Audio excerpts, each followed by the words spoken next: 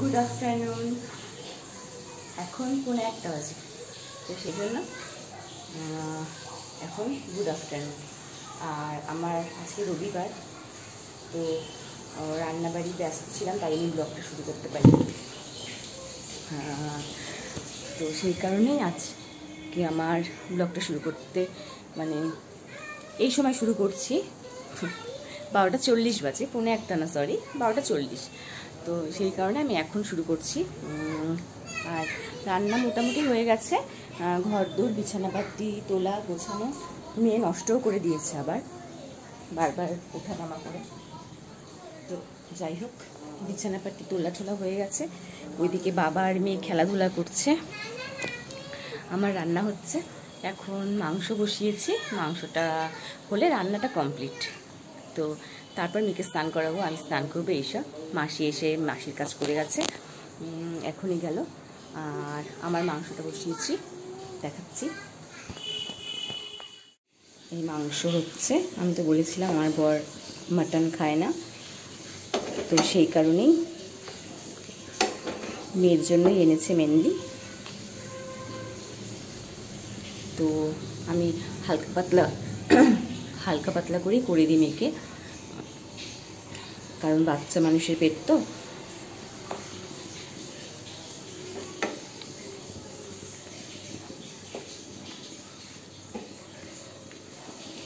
এটা হোক এইদিকে।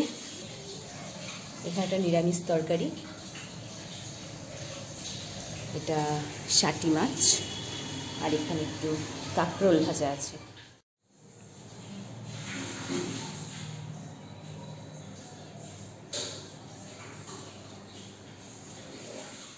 কিছু রান্না করিনি, এটাই যেটা দেখালাম, একদম হালকার মধ্যে। বরের মাছ ভাজা রেখেছি, কাতল মাছের 2টো পিস ভেজে রেখেছি, আর মেয়ের মাংস তো আমারও হয়ে যাবে, কারণ যতটা এনেছে দুজনেরই হয়ে যাবে। এই তো, এবার তাহলে বাকি কাজগুলো স্নান দান এগুলো সেরে নিই, তারপর আবার তোমাদের সঙ্গে দেখা করছি। আমরা আজকেও একটু বেরিয়েছি, তো আজকের গল্পটা তোমাদের বলবো। আমি এতক্ষণ কোনো ভিডিও করতে পারিনি দুপুরের পর থেকে। তার কারণ হচ্ছে আমার মেয়ে আজকে ফোনে অন্ধকার ভীষণ, ফোনের মধ্যে জল ঢুকিয়ে দিয়েছে, তো ফোনের স্পিকারটা খারাপ হয়ে গেছে। তো তার জন্য আমরা এখন দোকানে এসেছিলাম মোবাইলে, তো সেখান থেকে আমরা স্পিকারটাকে ঠিক করালাম, দিয়ে এখন আমরা যাচ্ছি ফোনটা ঠিক করে নিয়ে। তো সে কারণে আমি আজকে ভিডিও করতে পারিনি। তো মোবাইলটা ঠিক করার সঙ্গে সঙ্গেই ভাবলাম যে তোমাদের সঙ্গে একটু কথা বলিনি, কারণটা বলিনি। আজকেও আমরা অনেক শপিং করে ফেলেছি, আমাদের খুব মজা, আমরা শুধু শপিং করেই যাচ্ছি। আমি আর মেয়ে কিনে গেছি, শাশুড়িকে দেওয়া হয়েছে, যাকে দেওয়া হয়েছে, হ্যাঁ ভাসুরটা এখনো কেনা হয়নি। আর আমার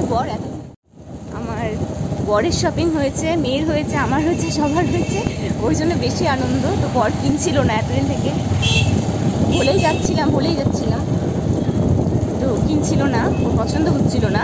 তো যাক, আজকে ফাইনালি পছন্দ হয়েছে, কিনেছে। এখন আর বাড়ি যাচ্ছি, অনেক রাত হয়ে গেছে, বাড়িতে গিয়ে কথা বলবো। বাড়িতে চলে এসেছি আমরা, এখন হচ্ছে 9:40 বাজে। তো ভীষণ টায়ার্ড আজকে প্রচুর ঘোরা হয়েছে।